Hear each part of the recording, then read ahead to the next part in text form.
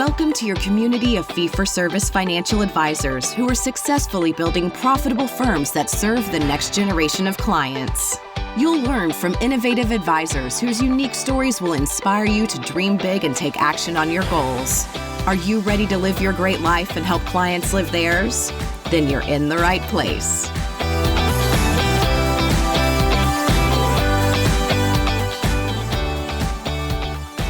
Hello and welcome to this episode of XYPN Radio. I am your host, Alan Moore, and I'm excited to welcome Nancy Hetrick, founder of Smarter Divorce Solutions, on the show today. Nancy got into the financial industry back in 1999 when buying and selling tech stocks was all the rage. She went on to become an investment advisor, and after her own divorce in 2007, she realized just how few resources were out there for people getting a divorce. She went on to get her CDFA and went through a plethora of other trainings that she shares on the show and started working with divorcing couples. She has built a very successful financial planning practice and has even launched an advisor coaching program to train advisors how to build successful practices in this niche. She made the decision last year to sell the wealth management side of her business so she can focus exclusively on building her divorce planning practice, which is growing like crazy and will do over $1 million in revenue this year alone. Nancy is truly dynamic in building a really amazing niche practice. If you're interested in working with divorcing clients or just want to learn the power of a niche, this episode is a can't miss. Without further ado, here's my interview with Nancy. We hear it every day. Compliance is overwhelming for independent financial advisors. That's why XY Planning Network offers the compliance services to get you the support you need. Let our experts become your experts through our initial registration service designed to help you navigate your initial state or SEC registration. Get your firm up and running with our ongoing compliance coaching to hone your compliance program so that it grows with you. Want both? Our first-year compliance foundation service helps you build a custom-tailored compliance program while you get your firm registered. Go to xyplanningnetwork.com/compliance101 to get the compliance support you need and let us take the guesswork out of the process. Hey, Nancy, welcome to the show. Thanks so much for being on. Thank you so much for having me. It's a pleasure. I am so excited because based on what I know of your firm and our conversations, you have been on quite the journey, and I'm really excited to share that journey with our listeners of how you have built a successful firm and made a really interesting pivot most recently, which we will get into. Yeah, I sure have. So just, I guess, high level, can you give listeners just a quick shot of sort of your practice, types of clients you work with, your niche, where you're located, and then we'll dig into the details. Yeah, absolutely. So I am in Phoenix, Arizona, and I became a financial advisor almost accidentally in 1999 during the tech bubble. That was just going crazy, right? And we'll talk more about that later. But so I worked corporate. Went to work for Charles Schwab, and in 2007, found myself facing divorce after a 17-year marriage. And that experience was so devastating on so many levels.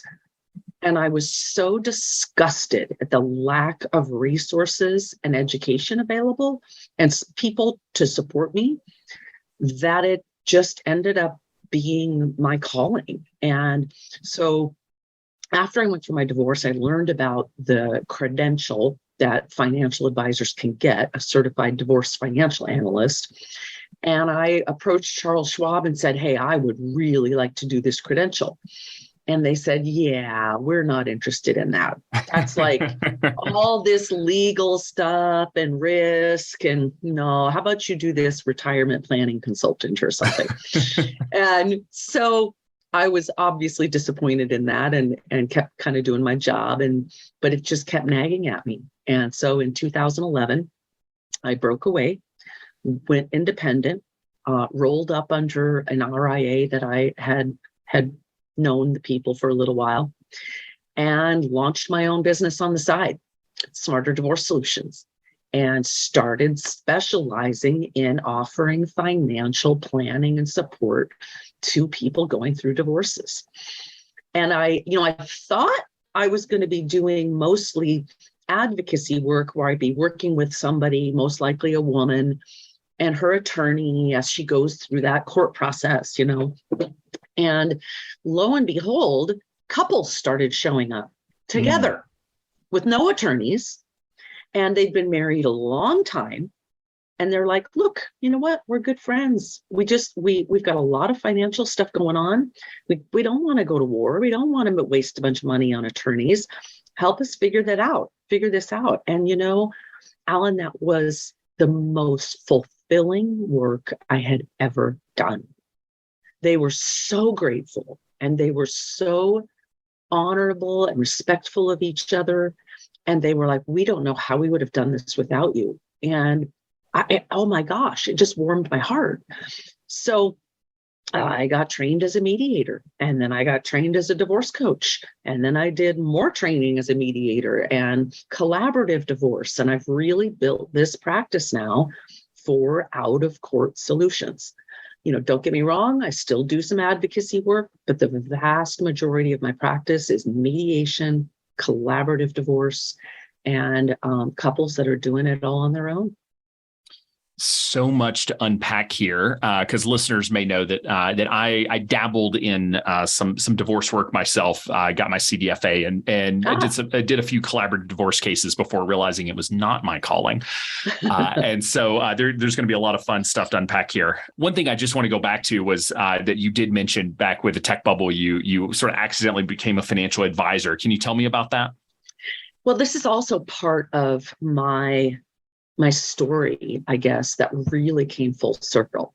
I grew up with domestic violence, and, my mother never had the confidence to leave because she was a stay-at-home wife. And back in the 70s, there were no laws to protect her. There was no child support. There was no, my dad had worked 30 years for a pension. She would not have been entitled to any of that. And she had 4 small children. And I found myself at age 30. My husband at the time had gone to work for Charles Schwab first. And all of a sudden, I looked up one day and I had 3 small children and investment accounts that I knew nothing about. And I went, I've become my mother. This is unacceptable. And in 1999, Schwab was hiring 100 people a month into what they called their Build a Broker program. And I kid you not, if you could fog a mirror and have a halfway articulate sentence, they would hire you and throw you on the phone lines. Because for those of you that are too young to remember, all you little XY millennials, at that time, the internet was a fairly new thing. Right. And everyone and their dog was making $1 zillion trading in technology stocks that had never had any earnings. Well, and then Charles Schwab, of course, was the first company that gave individual people access to the markets where you could trade yourself and not have to use a stockbroker. Well, the internet lines were not equipped for that kind of traffic. So every single day, the websites would go down and nobody could get on to make trades. So the only way they could trade their account was calling into a broker on the phone. So all day long, there were 400 people waiting on hold. And they were waiting for anywhere from half an hour to an hour to get a broker to pick up. So you just sat there and churned out one trade after another, after another, after another. I actually did 5,000 trades with no errors in 18 months. Wow. So that was trial by fire. And then the trading stopped. Did you learn during that experience? Did you learn what you were hoping to learn about investing and money and such, so that you could, feel like you had become empowered from a financial standpoint? Absolutely. And that is one thing I will always toot Schwab's horn. Their training is absolutely stellar and top of the industry. So, that being said. So yes, I felt very equipped. And the most revealing thing I learned was what I thought was some big mysterious something going on with stock market and investing. That there was something there that I just didn't understand. Yeah, no, there wasn't. There was just a whole bunch of crazy terms that really didn't mean anything. And it was like halfway through the initial training, I was like, oh my gosh, it really is just a great big casino. Well, I appreciate the shout out for Schwab's training program because I get a lot of questions from younger advisors. They're in a college program, they're in their 20s, and they're saying like, "Hey, how do I learn financial planning?" And we say, "Look, please don't launch your own firm at 22." I mean, it's just the success rate is very low. We obviously have the rap of having a lot of very young advisors. And it is true that we are younger than the industry. I think median age of a member right now is 41. But the number of advisors in their 20s, I can probably count on my hands. Yes. Just because in the end, starting a business that young is tough. That being said, the bigger programs, the bigger companies, it started out with companies like Schwab. Ameriprise is well known for their training program. I think companies like Vanguard now getting and Schwab, I guess, as well, getting into let's see, Vanguard's is private advisor services. Is that right? I'm losing my acronyms. Yeah. But anyway, just those programs, they are really great training grounds. They're hiring hundreds of CFPs. They're great. It's a great place to learn. You may not be there forever, just the same way you wouldn't want to be on the phones for the rest of your career, but you can learn a ton that really helps set you up for success long-term. Yeah, absolutely. And I can't speak highly enough about it. I mean, sales training, emotional intelligence training, not to mention just the nitty gritty of the stock markets and passing your Series 7, which for the record, so they put you into a classroom for 6 weeks to study for the Series 7. Passed my Series 7 first time with a 94%. Thank you very much. So I overstudied, obviously. Sound like my major professor in college. I told him, I said, "Dr. Getz, I got a 90-something% on the test." And he said, "So you overstudied by 22%? I was like, "Dr. Getz, come on now."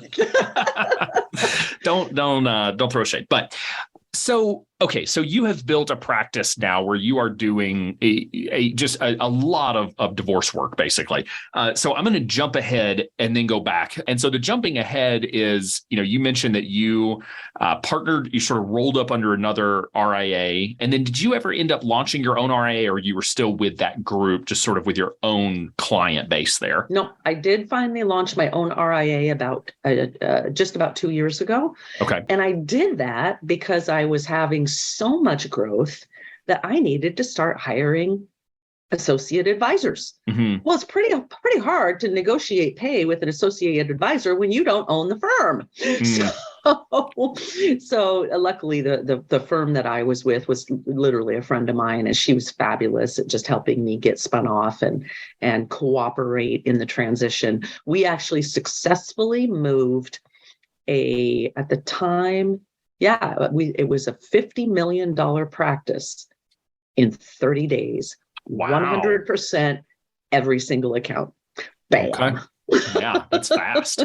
And that's when I joined XYPN as an RIA. And now you recently sold the RIA or just the wealth management portion of that business? Actually, the entire thing. I did a succession filing and sold my client book. So towards the end of last year, because I've had such rapid growth for about 5 years, I've really been trying to hire a younger advisor that could be my succession plan, in addition to the full-time operations person that I had on staff. And unfortunately, it became a revolving door of the wrong person, the wrong person, the wrong person, the wrong person. And so late last year, when yet another one let me know that this wasn't going to be the world for them, I had to just stop and step back. And what had happened for me after 23 years of being a financial advisor, I just was getting burnt out on it, where the divorce work that I did was so fulfilling and the relationships so valuable and so important. And had gotten to the point where I was just bored with the conversations that I was having with wealth clients. It just started to feel like the same conversation over and over and over again. And every single person I help on the divorce side desperately needs that ongoing financial support, right? And I knew I couldn't continue to do everything because what I haven't mentioned yet is in 2014, I started teaching and training financial advisors all over the country. So I get to the end of, 2021, I'm managing 3 businesses. I'm doing most of the heavy lifting on all 3 of them. And I had to just stop and just go, you know what? Wait, what do I really want at this stage in my life, in my mid-50s? What lights my fire? What gets me out of bed in the morning? And it just wasn't managing money anymore. And so I also knew that there's no way I could have just put my practice up for sale to the highest bidder. No way. I got clients that I've had for 23 years. They're my family. Mm-hmm. I can't just hand them off to any Tom, Dick, or Harry. So I knew 2 women in the same town that I'm in that we had met through networking groups. One of them had been an independent advisor for more than 20 years. The other one was younger and had just joined her a few years earlier, but I'd known both of them for 10 years.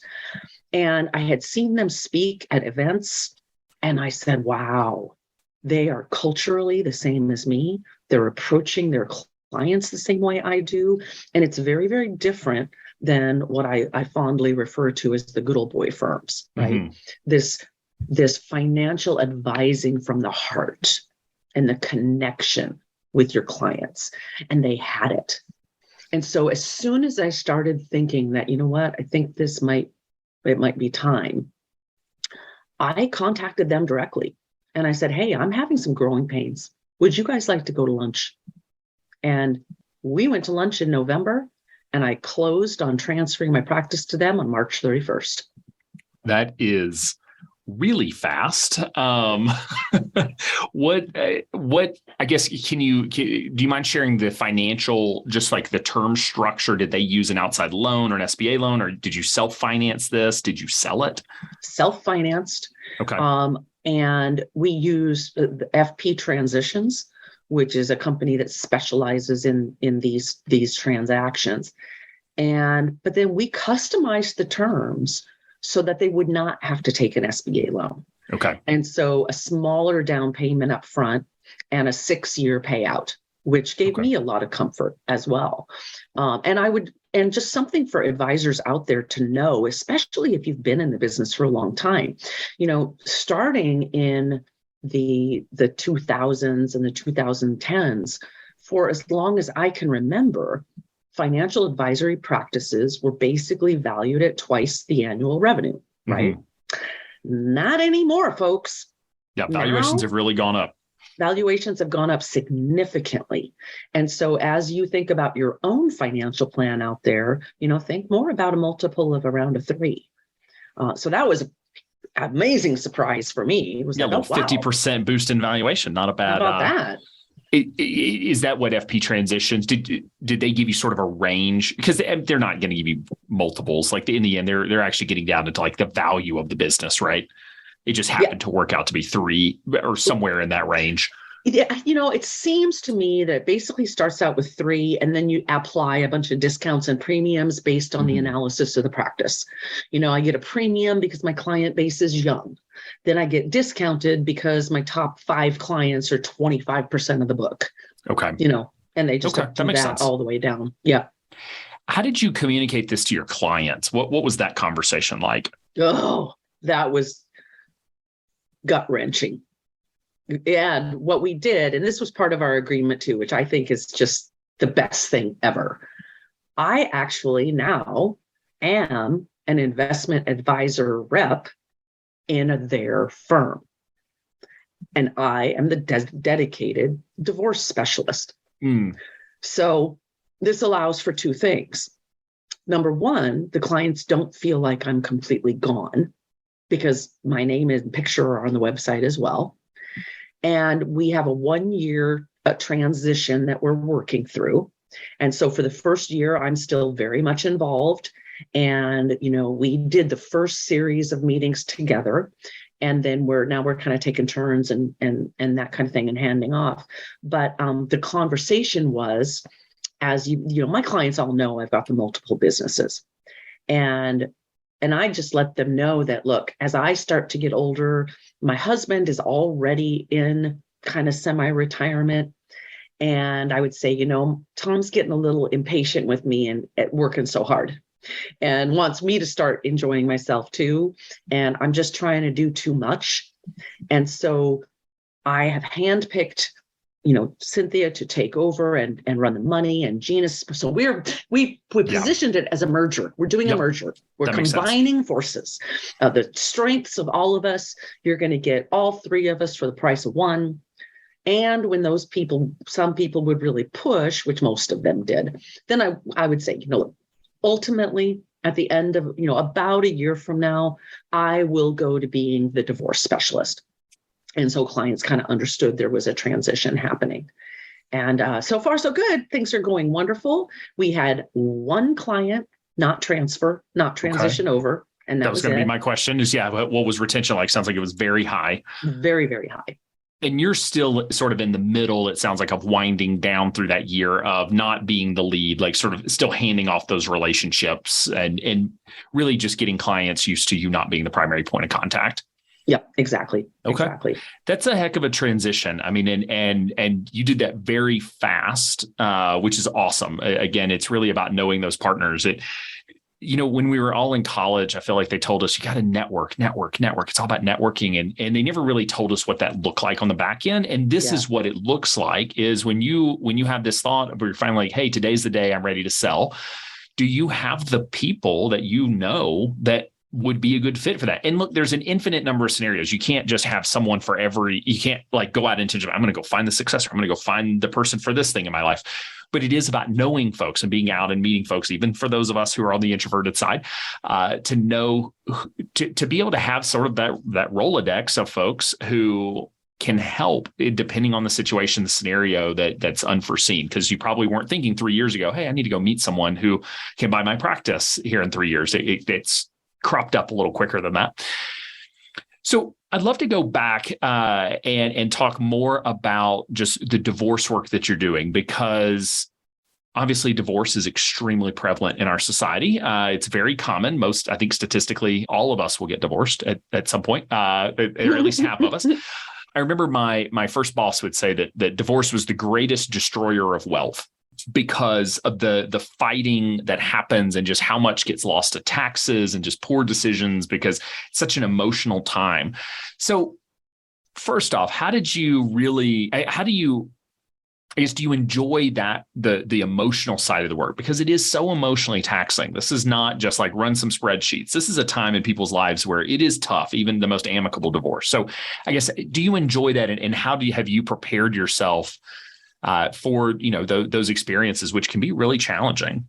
Yeah, and that this is probably one of the most challenging things for divorce financial planning, because we're left brain analyticals, right? We did not go to school to be therapists, right? So the human side of things we can kind of struggle with, and so it's no accident if we look at the broad financial advisory community, it's still only about 10% women. Interestingly, if you look at practicing divorce financial analysts, it's 60% women. Interesting. Yes. And so that emotional intelligence that, women just are, frankly, sorry, but we're a little bit better at it. We are more drawn to this work. We have more tolerance for the emotions of it. But even that being said, we're still left brain analytical women. And so when I first got started in this, and again, I thought I was going to be doing advocacy and these couples started showing up, it was fine in the beginning because my marketing was all about love and roses and kumbaya and everybody who's amicable, come and see me and we're going to do this.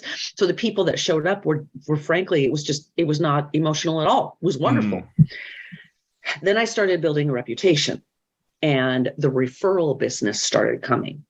And then I started getting people maybe not so amicable and with emotion a lot higher and maybe some infidelity and things like that. And I felt woefully unprepared. I wanted to be able to help them. And I kind of felt like a deer in the headlights, like, whoa, I don't quite know what to do with this. That is what ultimately made me decide to go through the curriculum to become a certified divorce coach. I needed more tools in my toolbox to deal with these people, and additional advanced mediation training. Those things were critical.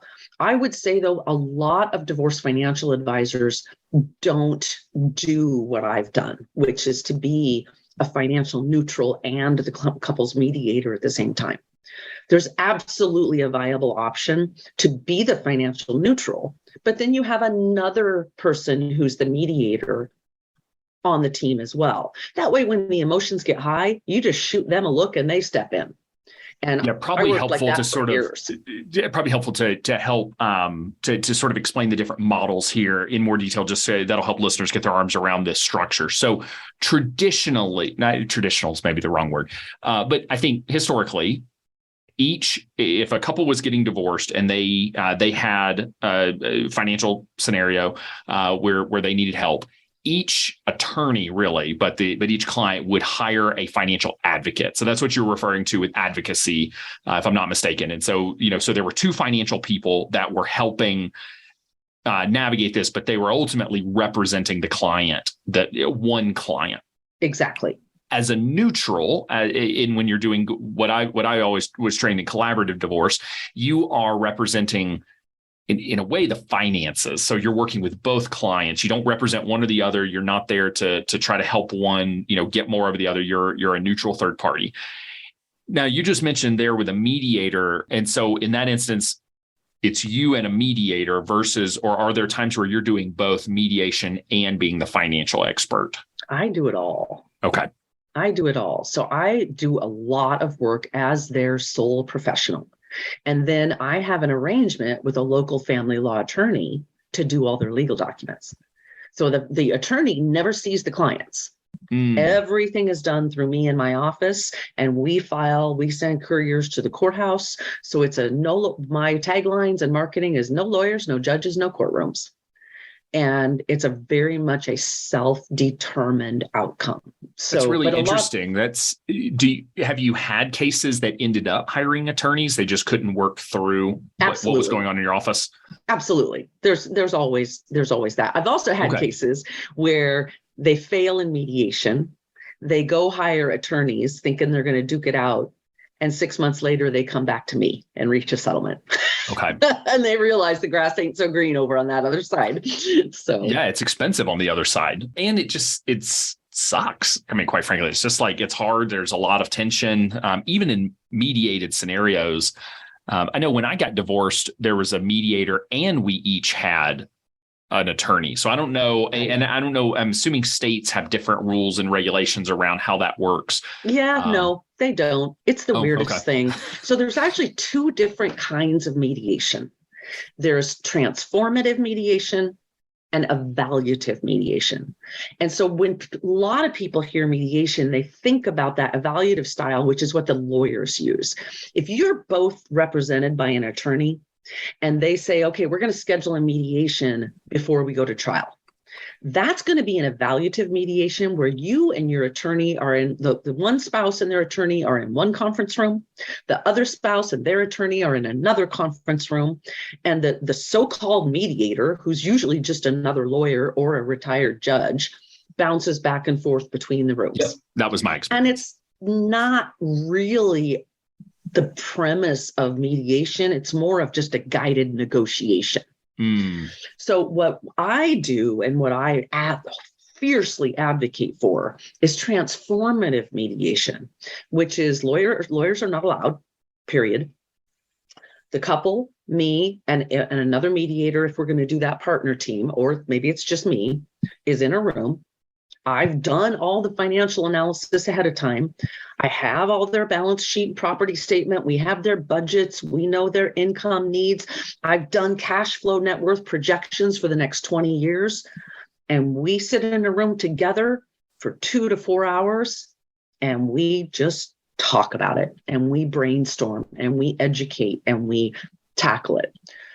I got to tell you, 9 times out of 10, at the end of one session, we have almost all of the agreements made.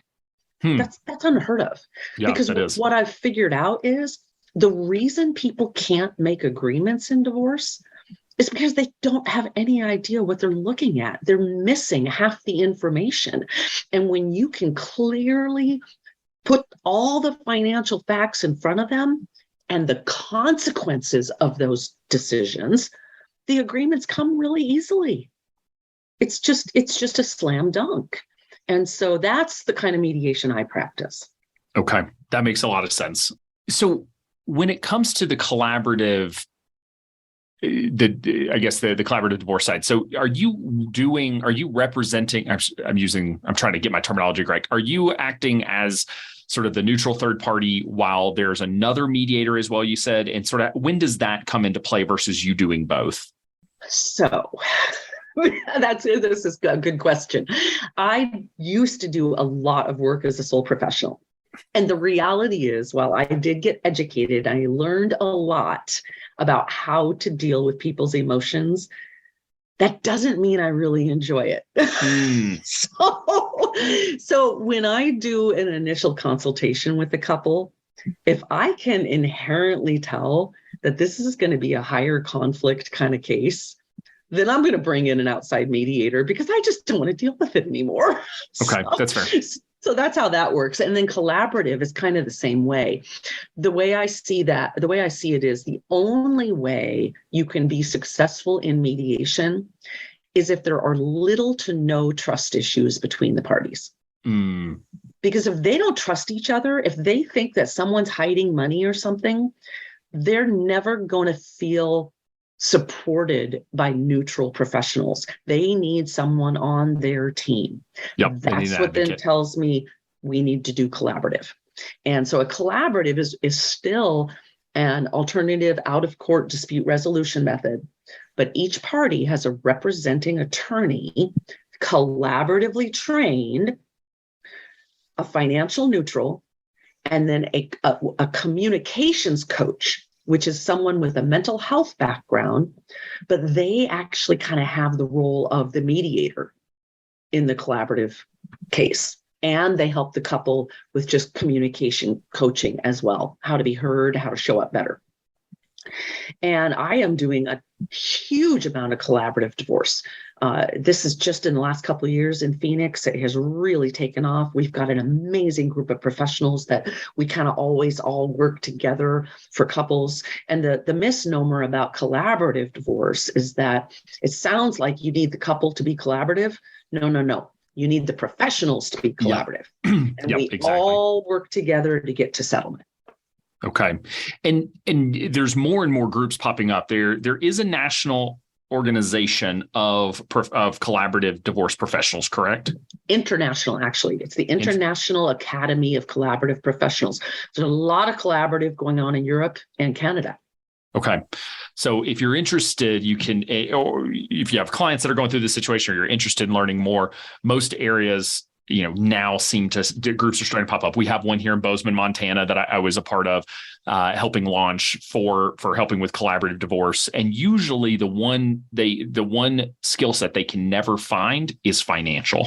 That's right. There's lots of divorce attorneys out there, and the other part of the team is a child advocate if there are children involved, to be sure that their needs are represented. But finding financial folks, I still get requests now of like, hey, I know you haven't done this in a while, but like we really need some help.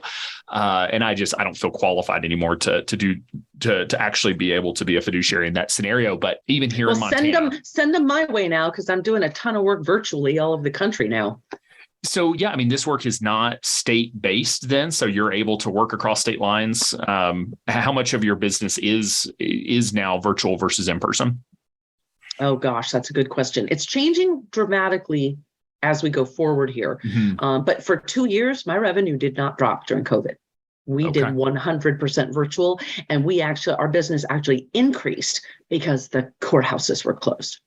So if you needed to get a divorce during COVID, kind of ours was the only way to do it. So it got that was actually a pretty surprising time period. So now at this point, I would say we're probably down to 25% that's virtual, but I would say every engagement is 80% virtual, and it's only the actual final negotiation meetings that we try to do in person. So how many divorce cases do you think you will do over the next 12 months? Like what's sort of your caseload at this point? So at any given point in time, my office will have anywhere from 25 to 35 active cases. And we typically are going to do an average of about 60 to 75 every year. So think about that. Think about being in front of 60 qualified wealth prospects every year. I grew my net new assets so much faster than when I was competing with every other financial advisor out there. I went from 20 million under management in 2013 to selling my practice just shy of 60 million. Wow. Yeah. So, and most of it happened in the last 3 years. So it makes sense that you were providing those services and then, going to work with them on an ongoing basis. So what's the plan now? Will they then work with these two women that bought your practice of which you are part of? So They will. So there's still a financial benefit. Yes. So I'm just an IAR. Mm-hmm. But the way these referral arrangements work, because look, I'm paying all the marketing and everything to hand this client over, right? Right. So I get 25% of the fee year one, 15% of the fee year two, and 10% in perpetuity. Okay. So basically, and that's actually the exact same model that Wealth Ramp uses and some of these other referral sources that send clients to advisors. Yeah, no, that makes sense. I mean, then that's from their perspective, they're like, oh, these, higher asset clients ready for financial planning in our niche that basically just come over, across the hall. That's an incredibly valuable resource. The real question is if they want to scale enough to take care of all the prospects you're going to be sending them, because that is a large, it's a large number. It is a large number. And the agreement is for the first year, they have exclusivity. I will only refer clients to them. After the first year, though, I could have partnerships with a whole bunch of different advisors, which probably will do because not everybody's the right fit for everybody else. Right. I'd like to get, a male financial advisor. I'd like to get a young financial advisor and, be able to direct clients to the advisor that's the best fit for them. So can you just talk to me about sort of the average price point of one of these cases? I'm sure it varies based on complexity, but sort of what do you have sort of a starting price for what the divorce planning process will cost them and sort of the range that it ends up in? Yeah. The most standard method of billing as a divorce financial analyst is hourly. Mm-hmm. And the hourly rate can vary from as low as $150 to as high as $600 an hour, depending on your market. Basically, what I teach advisors to do to set their pricing is secret shop the attorney community. When you call a big law firm, whatever they're going to pay one rate to their new associate attorneys, mm-hmm. and then the partners are going to make a certain rate. Whatever those associate attorneys are making, you should be billing actually slightly higher than that. And so, in some markets, a partner attorney is only making $300 an hour. In mm-hmm. other markets, they're making $1,000 an hour. So like a Washington, D.C. CDFA that I know is charging $400 an hour. And an Alabama CDFA is charging $200. So you kind of have to figure that part out. But then I realized a real problem with charging hourly, and it's the same problem attorneys have, is I got really, really fast. I'm really good because I do so much of this work.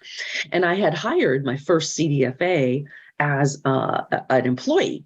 And I put him on a payment structure where he would get half of whatever he billed out. Well, he and I started a very largely similar cases at the same time. And my case was done in 10 hours and his took 30 hours. So he was making two times as much as me. And I was like, wait a minute, this doesn't make any sense. And so it was at that time that I transitioned over to flat fee billing. And so I do flat fee billing now based on financial complexity. So it's tied to net worth. And then there's add-on expenses for small businesses, rental properties, separate property tracings.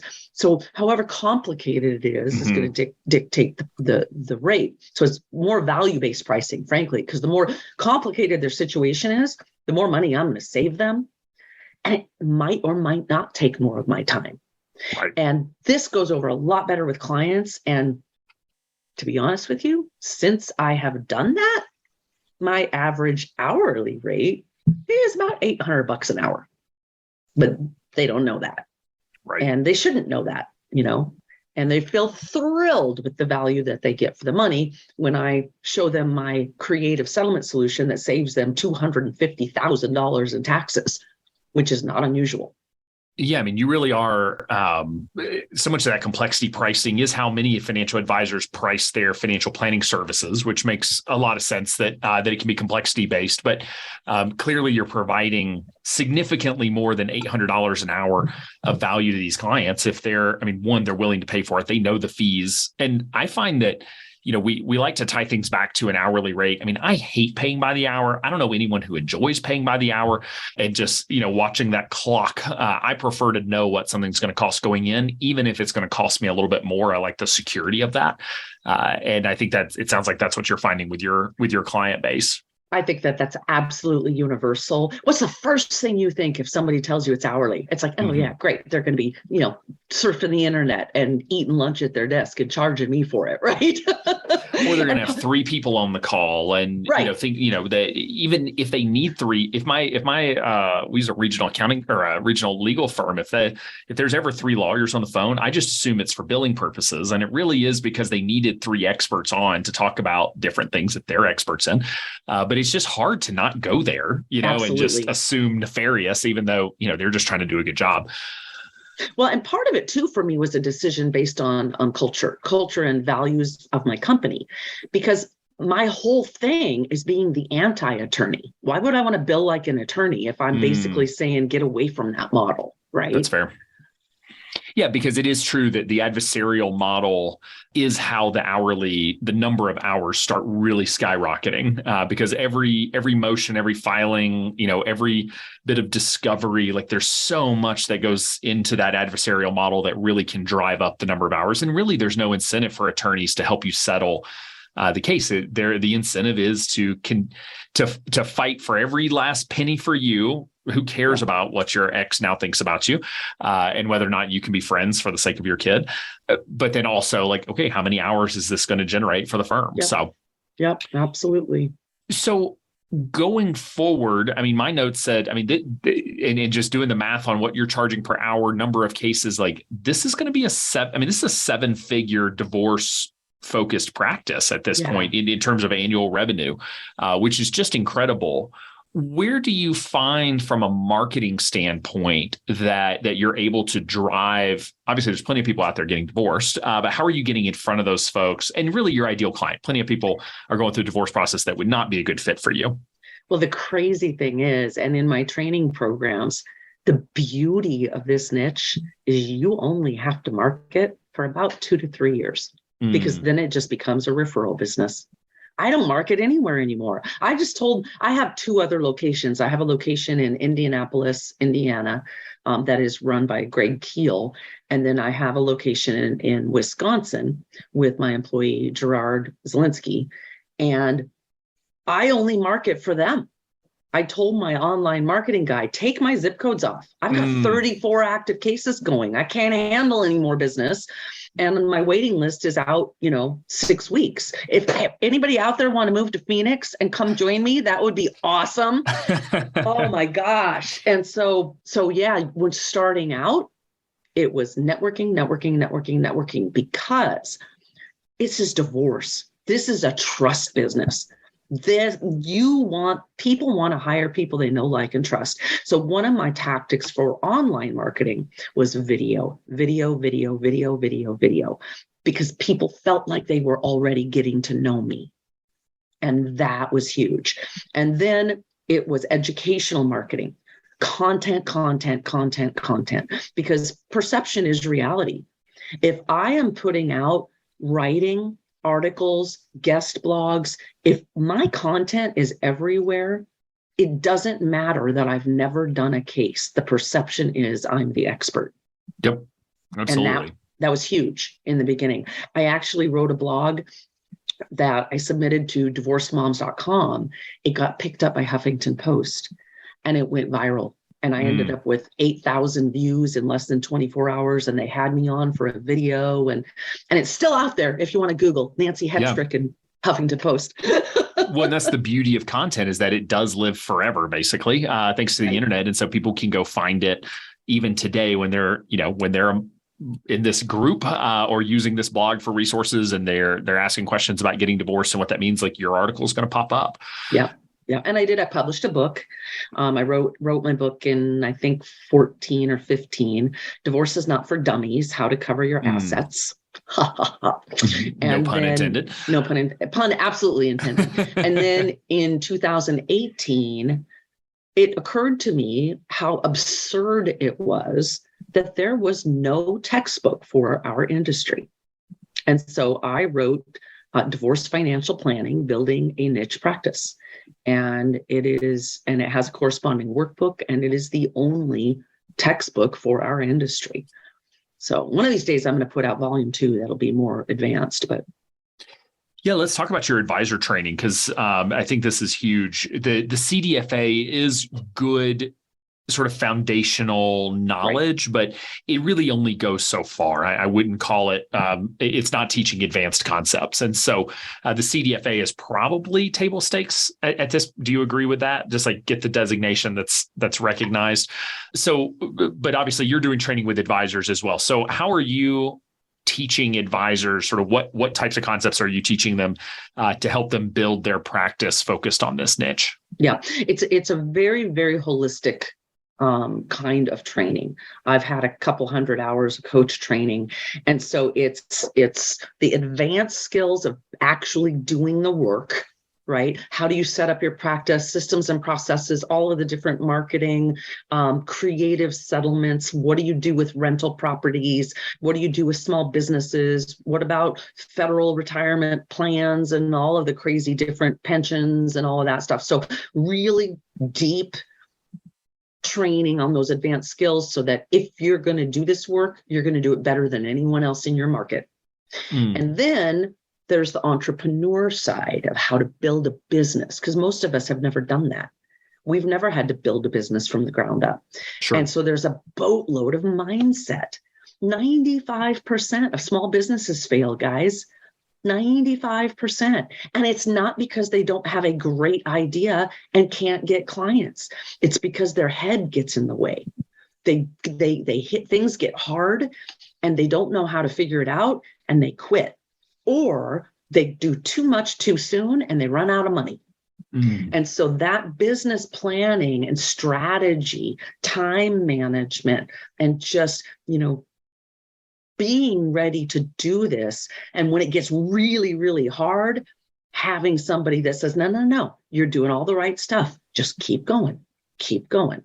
And so it's a very structured year-long program where we start with, deep diving on marketing, because the first thing you got to do is get out there and get the clients coming in. We'll worry what to do with them later, right? And I'll tell you, I got my first client. In 1 month, I got 5 cases in 1 month. That was the first cases I'd ever had. Wow. I didn't have retainer agreements. I didn't have any processes. I didn't know what the hell I was going to do. So, I'm kind of one of those that says, jump off that cliff and build a parachute on the way down. Exactly. Yep. That is entrepreneurship, is building the train tracks as the train is hurtling down the mountain sometimes. Yeah, exactly. So it's a very, very holistic program. The goal of which for everyone is to have 6-figure revenue from divorce cases. That you're on that run rate by the end of that first year. And I'm telling you what, if you execute on everything I teach you, it just is. It just does what it's supposed to do. And then if you think about that, that's an average of about 3 cases a month, 36 prospects a year. And depending on the size of someone's wealth practice, sometimes we have to strategize on, okay, are you going to need to hire? And so I have a whole training section on how do you decide who to hire? When do you hire them? How is it done? What are you going to do with the extra time that you have now to make sure you generate the revenue to cover that person's salary? All of that stuff. And what percentage would you say of advisors that have really adopted this philosophy, this type of programming in their firm, are also managing assets, doing financial planning on an ongoing basis? Like, are you finding folks are trying to do both, or are they really focusing on one or the other? No, most of them do both. Okay. Very few people are doing only the divorce specialty like I am. There is a selection of divorce specialists that are CPAs rather than advisors. But it's very unusual for somebody to be doing it like I'm doing it. I'm kind of a weird unicorn, but mostly it's advisors. And I find that it's mostly advisors that have somewhere between 15 and 25 million under management. That's a real sweet spot where at that level, you've got your base income need pretty much met, but you still have plenty of time. And so I found as an advisor, when I first started out, I had about 22 million under management. And I was able to do it by myself for the first year.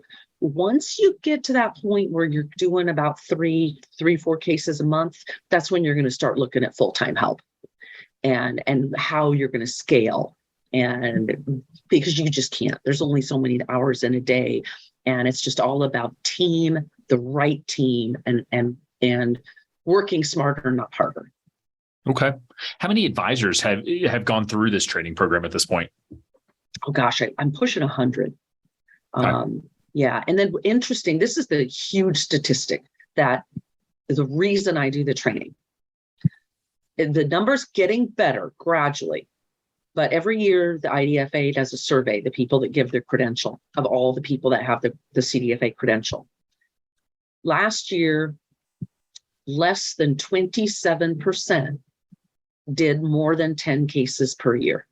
The vast majority of advisors get this credential and they don't know how to turn it into a viable business. They just dabble. Now, I have to estimate that maybe half are just getting it for continuing education hours and to put the letters on their business card. Totally fine. Totally fine. But the other half really are drawn and want to do this business. And they try a couple things that don't work out very well. And then they just keep kicking the can and they look up 5 years later and say, oh, crap, I never really have done what I wanted to do with that. It's not cheap. And the credential's like $1,500.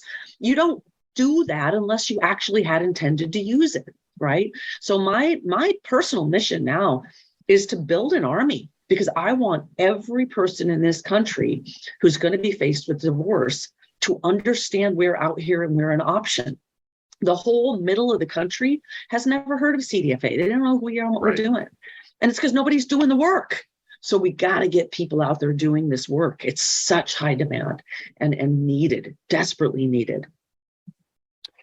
So as you have made this transition with the wealth management side of the practice, continuing to grow the divorce planning practice, you've got the advisor training, where is your focus going to be over the next 1 to 2 years? Or what's coming? What are you going to be working on? Anything new? Gosh, I'm so glad you asked, because this is kind of new. So I have 2 things in the works. So last fall, I actually formed a nonprofit because I have the most horrific divorce story. I've been working with this woman for 4 years. It's a domestic violence situation, potentially sexual abuse of the children, high net worth case that the litigation world has just eaten alive because they had no other option. She has had to spend $700,000 to protect her children. Wow. And the litigation process is happy to let that happen. And in fact, we are just now taking it to the Supreme Court of Arizona. It's gotten so ugly. Wow. And watching this happen from day one, first of all, I now understand why a woman would put her kids in the car and head for the Mexican border and then Costa Rica and never be heard from again. Because what do you do if you don't have that kind of money? Yeah, attorneys that's a will unique not work financial for situation. Free. They won't work for free. I have watched attorneys fire clients the minute they can't pay the retainers. The reality, the sad reality of the family law system is it is only there for those who have money. If you don't have money, sorry about your luck.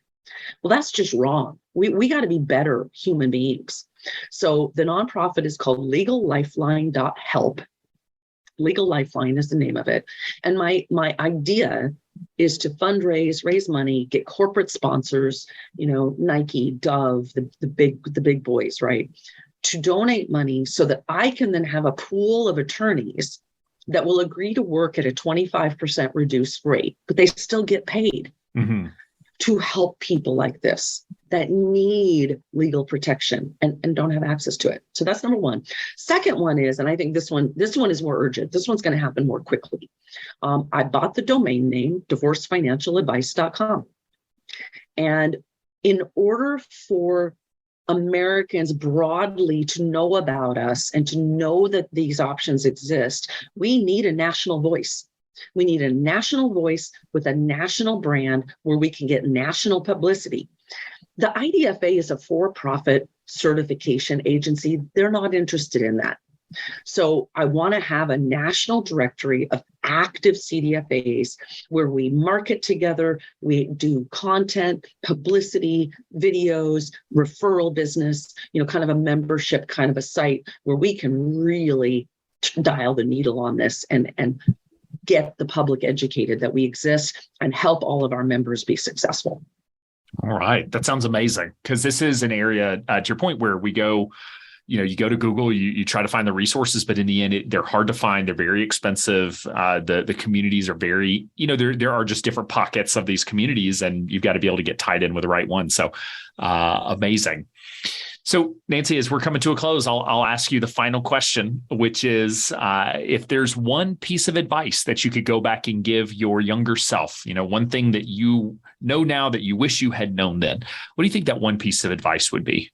Oh, I think the first one is the phrase I repeated to myself probably 20 times a day for the first 2 years that I started my own business. Feel the fear and do it anyway. Feel the fear and do it anyway. And no is never an answer. It's only a request for additional information. You got that from your sales training at Schwab. No is not an answer. It is a request for more information. I love that. Yeah. And just for example, every job I've ever gotten, I was not qualified for. I applied anyway. And, when somebody, the IACP, I don't have a CFP. I'm an old school advisor. We didn't get CFPs back then, right? The IAC, the collaborative folks denied my membership because I don't have a CFP. So I went to their code of ethics and I looked at all their requirements and I wrote my appeal letter and said, it says right here, CFP is not required, equivalent experience. Here's all of my equivalent experience. Here's my case history. Here's everything that I've done. And they were like, very good, you're in. But how many people would have just said, oh, I was denied. Screw that. Yeah. We gotta be braver. We gotta be braver. Yeah, no, I love that. Well, Nancy, thank you so much for coming on the show and sharing your story and the amazing work that you're doing, helping a lot of people who have been ignored. This is work that most advisors don't want to do or haven't even known was possible. So thank you for the work that you're doing, both with clients as well as advisors, and educating them on how to build successful practices in this space. Fantastic. Thank you so much. Is it okay if I give some contact information? Sure. So if you're an advisor and you're interested in possibly considering this niche, reach out to me, Nancy at smarterdivorcesolutions.com. Happy to have a talk with you anytime. The training website is divorcefinancialtraining.com, and you can find all of our good stuff there too. Awesome. And we'll have all that in show notes as well. So thanks again, Nancy. Thank you so much, Alan. Have a great day. We hear it every day. Compliance is overwhelming for independent financial advisors. That's why XY Planning Network offers the compliance services to get you the support you need. Let our experts become your experts through our initial registration service designed to help you navigate your initial state or SEC registration. Get your firm up and running with our ongoing compliance coaching to hone your compliance program so that it grows with you. Want both? Our first-year compliance foundation service helps you build a custom-tailored compliance program while you get your firm registered. Go to xyplanningnetwork.com/compliance101 to get the compliance support you need and let us take the guesswork out of the process. Also, be sure to go to xyplanningnetwork.com/VIP to join our private Facebook group for fee-for-service advisors. It's the community you've been looking for that's there to provide support no matter where you are in your journey. Best of all, it's free. Again, that's xyplanningnetwork.com/VIP. Thanks for listening to XYPN Radio. If you enjoyed the show, please be sure to leave a review that will help grow the movement of fee-for-service advisors, serving next-gen clients and building the firms of their dreams. That's all for today's episode. Until next time.